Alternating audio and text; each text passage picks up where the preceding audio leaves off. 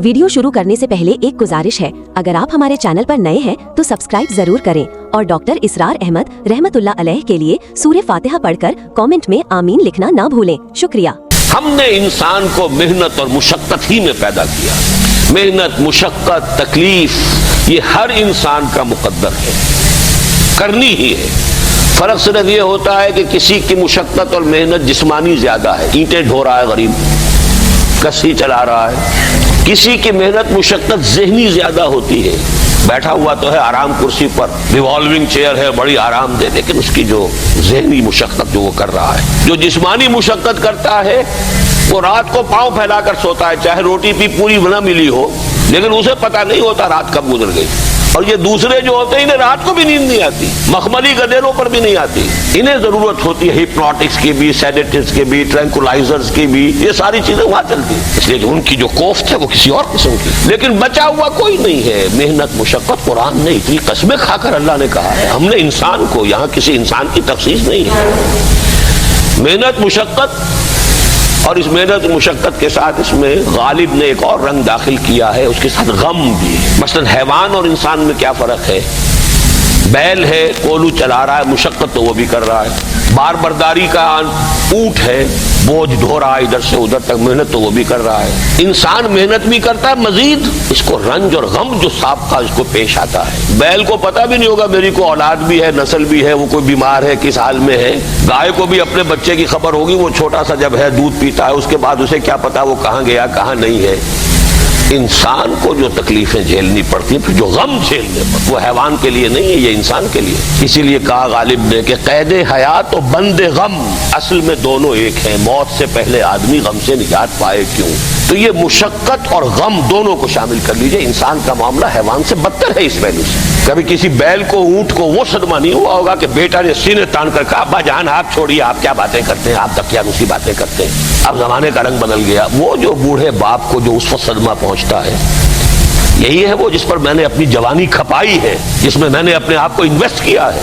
आज ये मेरे सामने खड़ा होकर क्या कह रहा है? और ये तो मैंने बड़ी हल्की मिसाल दी है। गालियां देने वाले भी हैं, माँ बाप को कत्ल करने वाले भी हैं। मरता नहीं है बुढ़ा, ये मरे तो मुझे ये सारी जायदाद मिले और मुझे आजादी हासिल हो। ऐ इंसान, अगर आप हमारे चैनल पर नए हैं तो सब्सक्राइब जरूर करें और डॉक्टर इसरार अहमद रहमतुल्लाह अलैह के लिए सूरह फातिहा पढ़कर कमेंट में आमीन लिखना ना भूलें। शुक्रिया। तुझे मुशक्कत पर मुशक्कत झेलते हुए, मेहनत पर मेहनत करते हुए ही आगे बढ़ना है और फिर अपने रब के हुजूर में पेश होना है। ये और मुसीबत है, किसी ऊंट और किसी बैल से मुहासबा नहीं है वहां। उस रोज कहेगा काफिर, काश मैं मिट्टी होता, इंसान बना ही ना होता मैं, जिसे आज हम बहुत बड़ा शरफ समझ रहे हैं, शरफ इंसानियत। काश कि मैं मिट्टी हूं, ये इंसान का की हैसियत मुझे दी ही ना जाती कि मैं आज यहां खड़ा हूं जवाब देने के लिए। हुजूर ने फरमाया, कुल्लु नफ्सिन यग़दू फबायउन नफ्सहू फमौतिक़ुहा व मूबिक़ुहा। हर इंसान जब सुबह आंख खुलती है, रात के सोने तक वो अपने आप को बेचता है। कोई जिस्मानी मुशक्कत अपनी बेच रहा है, शाम को 100 रुपए लेकर आया है, उसने अपनी जिस्मानी मेहनत बेची है ना। किसी ने अपनी ज़हनी मेहनत, ज़हनी सलाहियत बेची है, चाहे वो डॉक्टर है, चाहे इंजीनियर है, कोई और है, वो अपनी ज़हनी सलाहियत बेच रहा है बैठा हुआ अपने क्लिनिक में, अपने ऑफिस में। बायउन नफ्सहू, अपने आप को बेचता है। ये बेचना तो हर एक का है, हर शख्स बेच रहा है अपने आप को। कोई बदबख्त वो है जो ये सारी मुशक्कत झेल कर भी रात को जहन्नम लेकर आया है, कर मुशक्कत भी झेली और लेकर भी आया आग के अंगारे, इसलिए कि हराम कारोबार किया। कोई वो है जो इस मुशक्कत के बाद अपने नफ्स को जहन्नम की आग से छुटकारा देकर आता है। बेचा, जायज जगह बेचा, जायज तरीके से बेचा। बेचा उसने भी, मेहनत उसने भी की, मुशक्कत उसने भी की, लेकिन उसने अपनी मुशक्कत के नतीजे में अपने आप को बर्बाद कर लिया। तो जब आजमाइश में कोई पड़ेगा तो पता चलेगा ना कि खरा है या खोटा है। आजमाइश में नहीं आया, इम्तिहान में नहीं आया, कोई तकलीफ आई नहीं, तो वो खरे और खोटे गड़बड़ रहेंगे, मिले जुले रहेंगे। दूध का दूध और पानी का पानी जुदा नहीं होगा। क्या लोगों ने ये समझा था कि वो छूट जाएंगे सिर्फ ये कहने पर कि हम ईमान ले आए और उन्हें आजमाया न जाएगा? हमने तो आजमाया है उन सबको जो इनसे पहले आए। तो ये तो यूं समझिए कि इस रास्ते का एक मुस्तकिल मामला है। जो आए सोच समझ कर आए कि ये शहादत गहे उल्फत में कदम रखना है। लोग आसान समझते हैं मुसलमान होना। जिसने कहा आमन तो बिल्लाह, हमने आजमा लिया, سچ مچ کا یہ ہم پر ایمان کا دعوے دار ہے یا جھوٹ موٹ کا دعویٰ کر رہا ہے؟ یہ سچ مچ کا عاشق ہے یا جھوٹ موٹ کا عاشق ہے؟ ظاہر بات ہے کہ امتحان نہ ہو، آزمائش نہ ہو تو کیسے ان کے مابین تمیز ہوگی؟ کہہ تو دیا سب نے آمنت باللہ، اب ذرا تھوڑی دیر کے لیے ہم بھی اپنے گریبانوں میں جھانکے، ہم بھی کہتے ہیں نا اللہ کا ہمارا ایمان ہے، اللہ پر، آخرت پر، رسول کا عشق کا بھی دعویٰ ہے، اور جب نعتیں ہم سنتے ہیں تو بڑے جھومتے ہیں، لیکن یہ کہ واقعتاً آدمی جھانکے اپنے قلب کی گہرائیوں میں کہ یہ ہم کتنے کچھ سچے ہیں اپنے اس دعویٰ ایمان۔ جہاں کوئی معاملہ آیا، اگر ہم اس دین کے اس حکم پر عمل کرتے ہیں تو اتنا نقصان ہوتا ہے، اس حکم کو پیچھے ڈال دیں تو اتنا نفع ہوتا ہے۔ سچ بتائیے کہ ہم میں سے اکثریت کا فیصلہ کس بات کی طرف جائے گا؟ دین کا حکم پس پشت، دنیاوی مفاد دو مقدم۔ تو معلوم ہو گیا کہ ہمارا یہ دعویٰ جو ہے اللہ پر ایمان کا اور آخرت کے یقین کا جھوٹا دعویٰ ہے۔ کیوں اللہ کی طرف سے یہ چیزیں آتی ہیں؟ دیکھو، کوئی مصیبت تم پر نہیں آ سکتی، نہیں آتی مگر اللہ کے اذن سے۔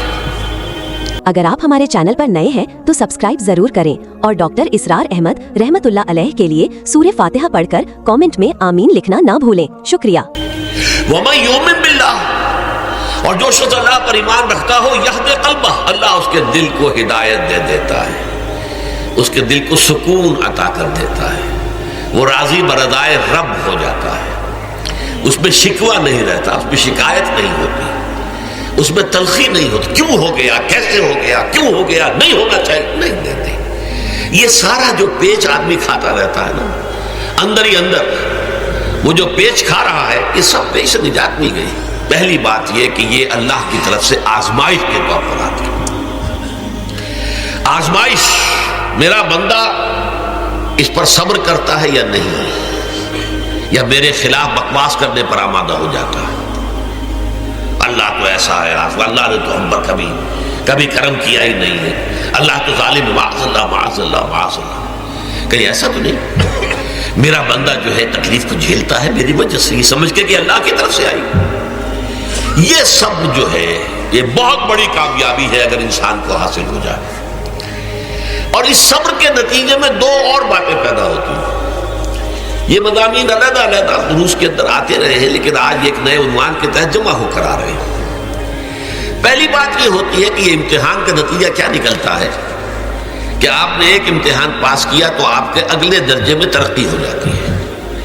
5ویں کا امتحان پاس کر لیا نا تو 6ٹھی میں جائیں گے، اب 6ٹھی کا امتحان پاس کریں گے تو 7ویں میں جائیں گے، 7ویں کا پاس کریں گے تو 8ویں میں۔ درجہ بدرجہ انسان کی دینی، ایمانی اور روحانی ترقی کا ذریعہ یہ آزمائش میں، جتنا اس میں صبر ہوگا، جتنا اس میں تسلیم و رضا جو ہے آپ حاصل کرتے جائیں گے تو آپ کے درجے بلند ہوتے چلے جائیں گے۔ آپ کا امتحان کڑے سے کڑا آئے گا، بڑے سے بڑا آئے گا، مشکل سے مشکل تر آئے گا۔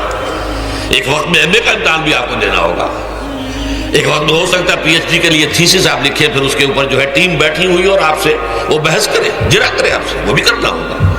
لیکن یہ کہ اگر پرائمری ہی میں فیل ہو گئے تو اس کا سوال ہی پیدا نہیں ہوتا کہ کبھی آپ ایم اے کا یا پی ایچ ڈی کا تھیسس بھی لکھیں۔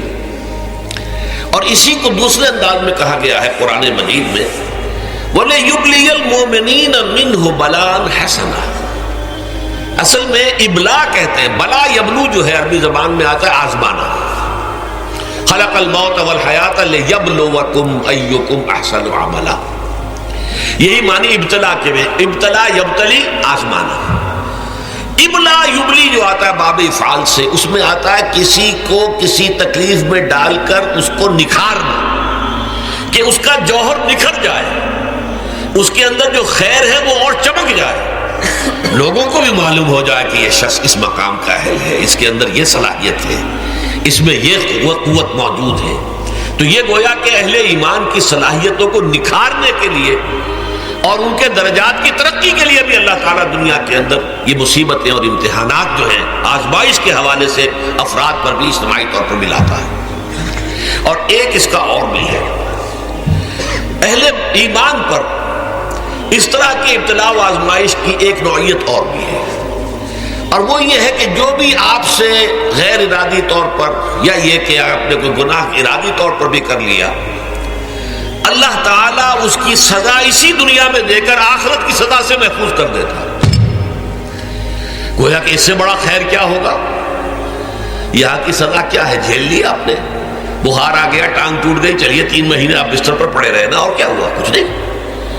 لیکن یہ کہ آخرت کی سزا ملتی ہے، بہت عظیم ہوتی ہے، لہذا کفارہ بناتا ہے اللہ تعالیٰ گناہ، ان جو بھی گناہ ہو گئے ہیں، غلطیاں ہو گئی ہیں، ان کا کفارہ اللہ تعالیٰ بندہ مومن کے لیے، حضور کی ایک حدیث ہے، اس کا متن مجھے اس وقت یاد نہیں ہے، کہ مومن کا معاملہ عجیب ہے، اسے کوئی تکلیف پہنچتی ہے صبر کرتا ہے، وہ اس کے گناہوں کا کفارہ بن جاتا ہے، اور اگر کوئی خوبی ملتی ہے اس پر اللہ تعالیٰ کا شکر ادا کرتا ہے، اس کے درجات بلند ہو جاتے ہیں۔ تو یہ معاملہ جو ہے اللہ تعالیٰ کی طرف سے بندہ مومن کے حق میں خیر، کہ در حقیقت اس کے ان گناہوں کی پاداش کہ جو اس نے یہاں کر لیے ہیں، یہی دنیا میں دے کر دھو دیا جائے، پاک کر دیا جائے۔